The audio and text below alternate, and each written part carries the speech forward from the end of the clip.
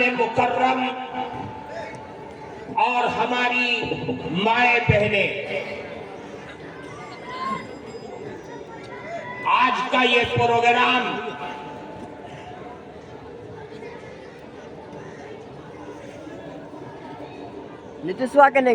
اپنے اعتبار سے بہت اہم اور خدمت خلق کا ایک بہترین نمونہ پیش کرنے والا ہے۔ میں سب سے پہلے مبارکباد پیش کرتا ہوں ان تمام اپنے بھائیوں کا جو دور دراز سے آ کر کے اس علاقے کے لوگوں کی فکر کرتے ہوئے ایک دینی شرعی اعتبار سے لوگوں کو ایک دوسرے کی زندگی میں باندھ کر کے ایک نئے سماج کی تشکیل کر رہے ہیں۔ اللہ تعالیٰ ان کی محنت کو، ان کی کوشش کو، ان کی اس دینی تڑپ کو بے حد قبول فرمائے اور دنیا اور آخرت میں اس کا بہترین بدلہ عطا فرمائے۔ میرے بھائیوں، سب سے پہلے ہم سب کو یہ سمجھنا اور اپنے مائنڈ اور اپنے دماغ میں اس چیز کو بٹھانا پڑے گا کہ آج اتنی بڑی رقم خرچ کر کے یہ پروگرام جو منعقد کیا جا رہا ہے کہ 30 آدمیوں کی شادی اور نکاح کا پروگرام، یہ کوئی کھیل اور کھلونا نہیں ہے۔ یہاں آپ کو جمع کر کے، بٹھا کر کے اور اتنی بڑی رقم خرچ کر کے کوئی تماشا بنانا مقصد نہیں ہے۔ اس کے مقصد کو ہر مسلمان مرد اور عورت کو سمجھنا پڑے گا کہ ہمارے یہ علماء، یہ فکر اور سوچ رکھنے والے لوگ یہ اجتماعی شادی کر کے ہمیں کیا پیغام دینا چاہتے ہیں۔ اس پیغام کو سمجھ کر کے آپ یہاں سے جائیں اور اپنے اپنے علاقے میں، اپنی اپنی برادریوں میں، اپنے کنبوں میں، اپنے گاؤں اور دیہاتوں میں جا کر کے اسی طریقے سے سادگی کے ساتھ شرعی اعتبار سے اپنی آنے والی نسلیں اور اپنی اولاد کی شادی کر کے ان کو نکاح کے بندھن میں باندھ دیجئے، اور وہ رسم و رواج، وہ چیزیں جو آج ہمارے سماج کے لیے ناسور بنی ہوئی ہے، ان تمام رسم و رواج کو ختم کریے اور یہ کہیے کہ ہمیں شرعی اعتبار سے شادی کرنے کا جو رسول اللہ اور حضرات صحابہ کرام سے جو ہمیں پیغام ملا ہے کہ ہم اپنی آنے والی نسلیں اور ان نئے نسلوں کی شادیاں ہم اسی طریقے سے کریں گے۔ برادری کے اعتبار سے، سماج کے اعتبار سے، گاؤں اور دیہات کے اعتبار سے اپنی کمیٹیاں بنا کر کے آپ اس کام کو لے کر کے چلیں گے تو یاد رکھیے آپ آنے والی نسلوں کو ان جہنم کی آگ سے بچا پائیں گے کہ جس کے دلدل میں پھنس کر کے آج ہمارے گھروں میں نہ جانے کتنی غریب بچیاں بغیر شادی اور نکاح کے بیٹھی ہوئی ہیں۔ اگر آپ یہ چاہتے ہیں کہ ہمارے بچے اور بچیاں بے حیائی اور بے غیرتی کے شکار سے بچ جائیں، ان حالات اور معاملات سے بچ جائیں، تو میرے عزیز دوستو ہم سب کو اتفاق کرتے ہوئے شریعت کا دامن اپنے ہاتھوں سے پکڑنا پڑے گا۔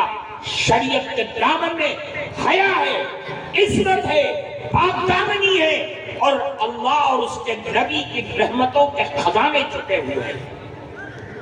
اس لیے میرے بھائی، اللہ کا بہت بڑا انعام ہے کہ آپ کے علاقے میں یہ شادی ہو رہی ہے، اجتماعی شادی کا پروگرام بنایا جا رہا ہے۔ ہزاروں میل دور سے آ کر کے لوگ آپ کے بچے اور بچیوں کی فکر کر رہے ہیں، آپ کو سبق دے رہے ہیں۔ آپ اس سبق کو اپنے دامن سے مضبوطی کے ساتھ تھام لیجیے۔ اللہ رب العزت والجلال قرآن کریم کے اندر فرماتے ہیں کہ اللہ کی نشانیوں میں سے کہ اللہ نے آپ ہی میں سے، انسانوں میں سے، مردوں میں سے اللہ تعالیٰ نے عورتوں کو پیدا کیا۔ وہ اگر چاہتا کہ حضرت آدم کو مٹی سے پیدا کیا ہے، آدم کی اولاد آدم سے چلتی نرینہ اولاد، اور عورتوں کو وہ کسی اور جن سے پیدا کر دیتا، لیکن اللہ کا نظام یہ ہے کہ مردوں کی ذات سے ہی عورتوں کو پیدا کیا۔ جو قرآن کہہ رہا ہے لِتَسْكُنُوا إِلَيْهَا، تاکہ تم ان عورتوں کے پاس جا کر کے اپنا دل کا سکون حاصل کرو۔ اگر ذات بدلی بھی ہوتی تو سکون نہ ملتا، محبتیں نہ ملتی، مودتیں نہ ملتی۔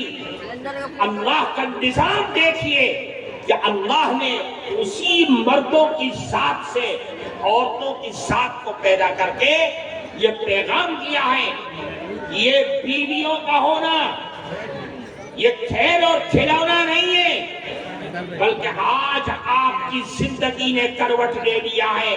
آپ کے دل کا سکون اگر کہیں مل سکتا ہے تو آپ کو آپ کی بیوی کے اندر آپ کا سکون، قلبی سکون آپ کو مل سکتا ہے۔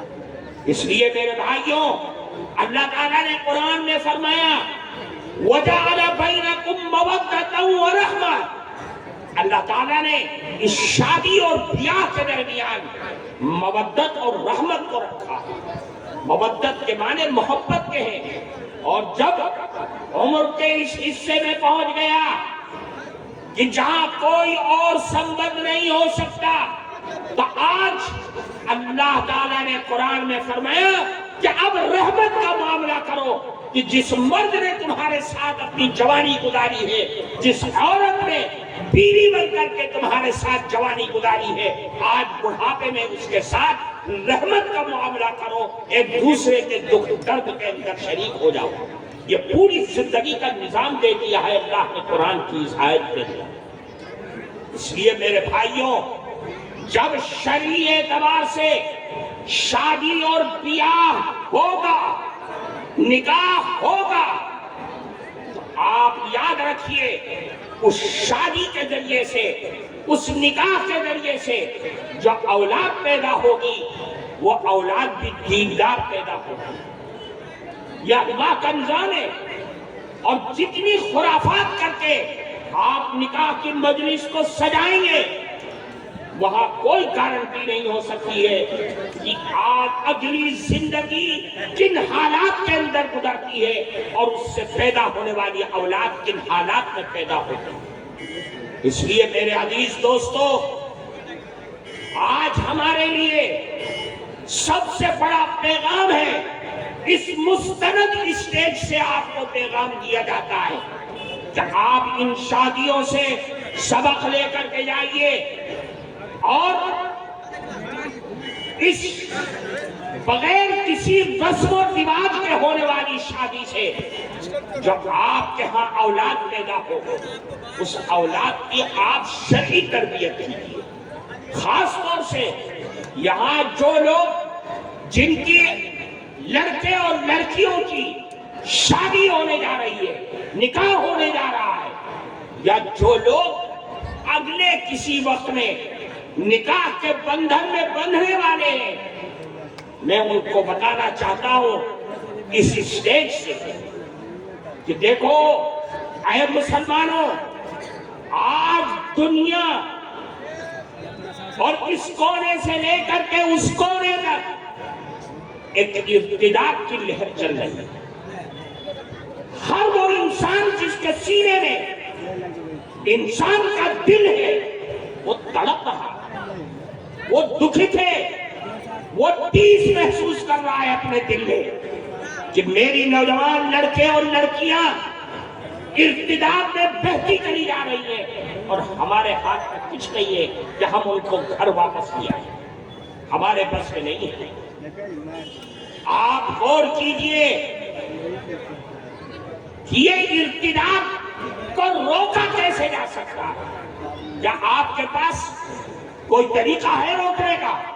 میں آپ کو بتلاتا ہوں، اگر ہم اس ارتداد کو روک سکتے ہیں تو ایک ہی طریقہ ہے، اس طریقے کو آپ غور سے سن لیجئے، اس کے علاوہ کوئی طریقہ نہیں ہے۔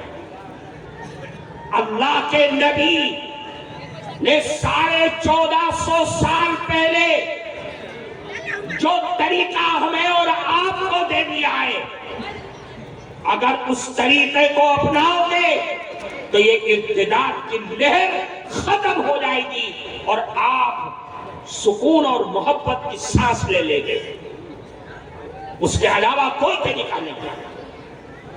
اللہ کے نبی نے فرمایا کہ اے لوگوں، اولاد کی تربیت کرو، اولاد کی تربیت کی فکر کرو۔ کیوں؟ اس لیے کہ اولاد کی تربیت کرنا ہر مسلمان مرد اور عورت پر فرض ہے۔ جس طریقے سے نماز فرض ہے، روزہ فرض ہے، حج فرض ہے، زکات فرض ہے، اسی طریقے سے اولاد کی تربیت کرنا بھی فرض عین ہے۔ اس کو آپ اپنے ذہن میں بٹھا لیجیے۔ اگر کوئی آدمی، کوئی ماں اور باپ اسمارٹ بننے کے چکر میں دنیا کی دوڑ میں شامل ہو کر کے اولاد کی تربیت کی فکر نہیں کرتا تو میں کہتا ہوں وہ اپنی اولاد کی نگاہوں میں اپنے معاشرے کے اندر مجرم ہے، وہ ظالم ہے، وہ ماں اور باپ کہنے کے لائق نہیں ہے جس نے اپنی اولاد کی تربیت نہیں کی۔ اب آپ دیکھیے اللہ کے نبی کس انداز سے تربیت کرنے کی تعلیم دے رہے ہیں۔ اے مسلمانوں، آپ غور سے سنیے، اللہ کے نبی نے فرمایا جب اولاد پیدا ہو تو پیدا ہونے کے بعد اس کے داہنے کان میں اذان اور بائیں کان میں تکبیر کہیے۔ یہ اللہ کے نبی کا حکم۔ کتنے مسلمان ہیں جو جوان ہو گئے، بوڑھے ہو گئے، کتنوں کو اذان دینی آتی ہے، کتنوں کو تکبیر کہنی آتی ہے، کتنے خاندان ایسے ہیں ہمارے پاس جو اپنے بچوں کے کانوں میں اذان اور تکبیر پڑھتے ہیں؟ نہیں، آپ نے اولاد کی تربیت کا سب سے پہلا زمانہ نکال ڈالا جس کے کان میں لا الہ الا اللہ کی صدائیں جانی چاہیے تھی۔ آج آپ نے اس کے کان کو خالی رکھ کر کے شیطان کا گھر بنا دیا ہے۔ اس لیے اللہ کے نبی فرماتے ہیں کہ سب سے پہلا کام ہے کہ اس کے داہنے کان میں اذان دو، بائیں کان میں تکبیر کہہ کر کے لا الہ الا اللہ کی آوازوں کو اس کے ذہنوں تک پہنچا دو۔ اور آگے چلیے، پھر اللہ کے نبی نے فرمایا کہ جب 7 دن ہو جائے تو عقیقہ کرو، اس کے بال کے برابر صدقہ کرو بدل کر کے، تاکہ وہ تمہارا بچہ کسی آفت کا شکار نہ ہو۔ کتنے لوگ ہیں، ہم اپنا جائزہ لیں کہ ہمارے کتنے بھائی اور کتنے خاندان ہیں جو شرعی اعتبار سے عقیقہ کرتے ہیں، عقیقہ غائب ہو گئے، اس کو بوجھ سمجھنے لگے، ہم نے اس کو بوجھ سمجھ لیا۔ اور اگر کوئی بہت پڑھا لکھا آ گیا تو وہ اپنے بچوں کا عقیقہ بقرعید کے وقت کر دیتا ہے اور ختم ہو جاتی ہے کہانی حصہ لے کر کے۔ میرے بھائیوں، ہم نے شریعت کا مذاق بنا دیا ہے۔ پھر اور آگے چلیے، اللہ کے نبی نے فرمایا کہ اولاد کی تربیت کرو جب وہ بولنے لگے، اماں ابا چچا کہہ رہا ہے تو اماں ابا کی تلقین نہ کرو۔ میرے نبی نے فرمایا لقنوا بقول لا الہ الا اللہ، اپنے بچوں کو تلقین کرو، لا الہ الا اللہ کی تلقین کرو، اس کو سکھلاؤ۔ آج جو وہ زبان چلے گی لا الہ الا اللہ کی، تو جب اس کا دم نکلنے والا ہوگا تو اس وقت بھی اس کی زبان پر آخری کلمہ لا الہ الا اللہ کا ہوگا۔ یہ جناب رسول اللہ صلی اللہ علیہ وسلم کی تعلیم ہے، ہر مسلمان مرد اور عورت کے لیے۔ اور پھر فرمایا کہ جب تمہارا بچہ 7 سال کا ہو جائے تو اس بچے کو انگلی پکڑا کر کے مسجد کا راستہ دکھلا دو کہ تیرا مرنا، تیرا جینا، تیری عبادت سب یہیں سے شروع ہوگی اور یہیں ختم ہو جائے گی۔ اذان تیرے کانوں میں دے دی گئی ہے، تکبیر بھی پڑھ دی گئی ہے، اور یاد رکھ تیری زندگی کا آخری مرحلہ ہوگا تو ہم تیری نماز پڑھ کر کے یہی ختم کر دیں گے تیری زندگی کو۔ ہم نے، اللہ کے نبی نے فرمایا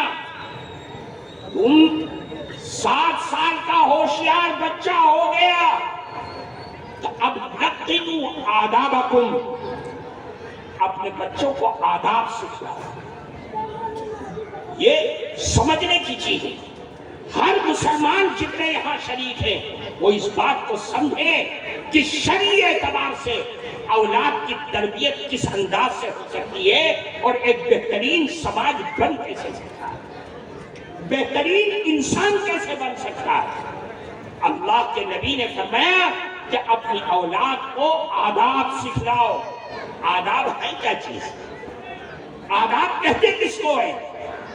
یاد رکھیے، یہاں علماء بیٹھے ہیں، میں ان علماء سے بھی کہنا چاہتا ہوں، یہاں فکر مند ہمارے ساتھی بیٹھے ہوئے ہیں، میں ان سے بھی کہنا چاہتا ہوں، آپ اپنی تقریروں میں، مسجدوں کے محراب سے آپ اپنے مسلمان بھائیوں کو اولاد کی تربیت کی فکر دلائیے جو شرعی اعتبار سے، اور ان کو بتلائیے کہ اپنے بچوں کو تعلیم دیں۔ کیا تعلیم دیں؟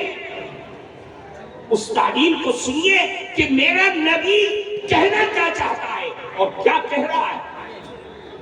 فرماتے ہیں اپنی اولاد کو آداب سکھلاؤ، جس اسلام کا لبادہ پہن کر کے مسلمان ہو کر کے وہ سماج کے اندر گھوم رہا ہے، آپ نے اس کا نام عبد الرحمن اور عبداللہ رکھ دیا، اس کو بتلاؤ اس اسلام کا تقاضا کیا ہے، اسلام کہتے کس کو ہے، اسلام نام کس چیز کا ہے۔ عبداللہ اور عبد الرحمن نام رکھنے کا نام اسلام ہے؟ ہرگز نہیں۔ اس کو بتلاؤ کہ جس اسلام کو تو اٹھائے پھر رہا ہے اس کے 5 ستون ہیں، اگر کوئی ایک ستون کمزور ہو گیا تو تو نام کا مسلمان رہ جائے گا، کام کا مسلمان نہیں رہے گا۔ اللہ کے نبی نے فرمایا، میں اپنی بات کو اختصار کرتے ہوئے میں آپ کو بتاتا ہوں، اسلام کے 5 چیزیں، 5 ستون ہیں جس پر پورے اسلام کی عمارت کھڑی ہوئی ہے۔ اگر ایک اسلام کا ستون نہیں رہا تو پوری اسلام کی عمارت جرجر اور کمزور ہو کر کے زمین پر گر جائے گی۔ آپ نہ مسلمان رہیں گے نہ کوئی اور رہیں گے، نام کے مسلمان رہ جائیں گے، کام کے مسلمان نہیں رہیں گے۔ اللہ کے نبی نے پہلی چیز فرمائی، خوب غور سے دیکھیے، اللہ کے نبی نے فرمایا اپنے بچوں کو عقائد بتلاؤ، انہیں عقائد کی تعلیم دو، انہیں بتلاؤ کہ اللہ ایک ہے، اس کے فرشتے، اس کی کتابیں، اس کے رسول، آخرت کا دن، جنت اور جہنم، یہ ساری چیزوں کی تعلیم دو اور ان کو بتلاؤ کہ ہمارا ہر کام بنانے والا، ہر کام پورا کرنے والا، سارے آسمان و زمین کے خزانوں کا مالک، سب کچھ ایک ہی اللہ کے ہاتھ میں ہے۔ میرے ایک اللہ کے علاوہ کوئی اللہ نہیں ہے۔ اس کو اس چیز کی تعلیم دی جائے، اس کو بتلایا جائے کہ عقائد کہتے کس کو ہیں، جنت اور جہنم کیا ہے، پل صراط کیا ہے، حساب و کتاب کا دن کیا ہے۔ تجھے اللہ کے ہاں کھڑا ہونا ہے، اس کے دربار میں حساب و کتاب دینا، یہ ہے عقائد۔ دوسری تعلیم، اللہ کے نبی نے فرمایا کہ دوسری تعلیم یہ کہ اپنے بچوں کو عبادات کی تعلیم دو۔ عقائد بہت اچھے ہو گئے لیکن عبادات میں کمزور ہے۔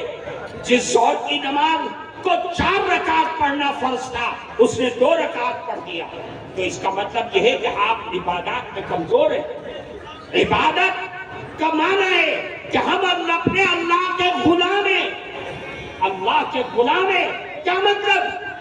کہ ان صلاتی ونسکی ومحیایا ومماتی للہ رب العالمین، کہ بندہ اعتراف کر رہا ہے کہ میری مالی اور بدنی عبادتیں، میری ہر طرح کی قربانی، یہ سب اس نے اللہ کے لیے ہے جو ساری کائنات کا پیدا کرنے والا۔ عبادات، ہم غلام ہیں اپنے اللہ کے، ہم ملازم نہیں ہیں۔ ملازم ایک چیز کا ہوتا ہے اور غلام ہر اس حکم کا پابند ہوتا ہے جو مولا اس کو کر دے۔ اللہ نے جس حکم کا اس کو کر دیا، جس چیز کا حکم وہ اس کو کرنا۔ پھر آگے چلیے، فرمایا تیسری چیز اس کو سکھلاؤ، اخلاق کیا ہے۔ اللہ کے نبی نے اخلاق کی تعلیم دی۔ اخلاق اسلام کی بنیاد ہے، اسلام کا سب سے اہم ترین رکن ہے اخلاق۔ اگر اخلاق میں آپ کمزور ہیں تو عقائد اور عبادات اللہ کی رحمت کے خزانے آپ کے لیے نہیں کھول سکتے۔ اس لیے اللہ کے نبی نے فرمایا اپنے بچوں کو اخلاق بتلاؤ۔ اگر اخلاق مند ہوگا تو ساری دنیا میں اس کا ڈنکا بجے گا اور آپ کے سماج میں اس کی حیثیت ہو جائے گی۔ پھر اور آگے چلیے، اللہ کے نبی نے فرمایا اسلام کی عمارت کو مضبوط کرنا ہے تو اپنے بچوں کو معاملات سکھلاؤ۔ معاملات ہے کیا چیز؟ آپ کا بچہ عقائد میں بھی مضبوط ہے، عبادات بھی ہے، اخلاق بھی ہے، لیکن معاملات میں کمزور ہے۔ جس کا لے لیا اس کا دیتا نہیں، لوگوں کا حق دبائے بیٹھا ہوا ہے، تو وہ سماج میں بہترین انسان نہیں بلکہ بدترین انسان سمجھا جائے۔ اس لیے اس کو معاملات کی تعلیم دو۔ پھر اور آگے چلیے، فرمایا معاشرت یہ بنیاد ہے۔ عبادات بھی اچھی ہیں، عقائد بھی اچھے ہیں، اخلاق بھی اچھے، معاملات بھی اچھے، لیکن معاشرت میں کمزور ہے۔ اسے معلوم نہیں کہ میری ماں اور میرے باپ اس کے ساتھ کیا مجھے سلوک کرنا چاہیے۔ ماں باپ کو ستاتا ہے، تکلیف پہنچاتا ہے، اس کا مطلب یہ ہے کہ اللہ کے دربار میں نہ تیری عبادت کام آئے گی، نہ عقائد کام آئیں گے، نہ معاملات کام آئیں گے، نہ معاشرت کام آئیں گی۔ اللہ کی بنائی ہوئی جنت کا دروازہ تیرے لیے بند ہو جائے گا کیونکہ ماں باپ تیرے ناراض ہیں۔ اس لیے میرے بھائیوں، آج ہم اپنی لائن کو درست کریں اور سمجھیں کہ اللہ کے نبی نے ہمیں تعلیم کیا دی ہے، ہمیں سبق کیا سکھایا ہے۔ میں اپنی ماں اور بہنوں سے بھی یہ بات کہوں گا اور اپنے بھائیوں سے بھی یہ بات کہوں گا، آج بہترین سماج اور معاشرے کو بنانا چاہتے ہیں تو آپ اپنی اولاد کی تربیت کی فکر کیجیے اور تعلیم دیجیے اور بتلائیے کہ ہمارے اللہ اور ہمارے نبی نے ہم کو بہترین انسان بننے کے لیے کیا تعلیم دیا ہے، کیا سبق دیا ہے۔ اللہ تعالیٰ ہم سب کو اس پر عمل کرنے کی توفیق عطا فرمائے۔ اور میں پھر مبارکباد پیش کرتا ہوں جو اس اجلاس کو بنانے میں، سنوارنے میں محنت کرنے میں، کوشش کرنے میں، اور اس اجتماعی شادی میں جن لوگوں نے کوشش، دامے، درمے، قدمے، سخنے، جس اعتبار سے محنت کیا ہے، اللہ تعالیٰ ان کی محنتوں کو خوب قبول فرمائے۔ وآخر دعوانا الحمدللہ رب العالمین۔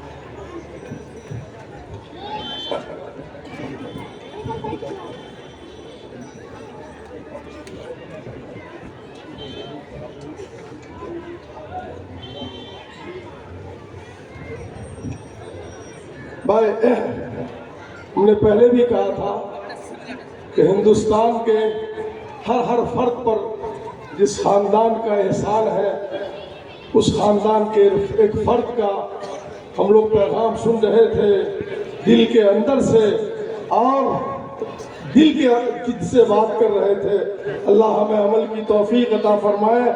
میں عالمی لیول اور آل انڈیا ملی کونسل کے نائب قومی صدر اور اس ادارے کے اور اس جلسے کے صدر جناب حضرت مولانا انیس الرحمان صاحب قاسمی سے گزارش کروں گا، ان کو زحمت دوں گا کہ رات چونکہ حضرت مولانا سید اظہر مدنی صاحب صبح تشریف لائے ہیں، اس لیے ان کی جو متھلانچل کا کلچر ہے، یہاں کی تہذیب ہے کہ شال اور گلدستہ دے کے استقبال کیا جاتا ہے۔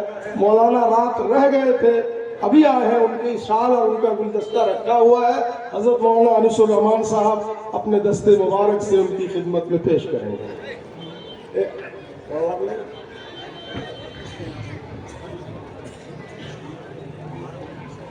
آپ لوگ کھڑے ہیں اور ادھر کرسیاں خالی ہیں، اب نکاح کا عمل شروع ہونے جا رہا ہے۔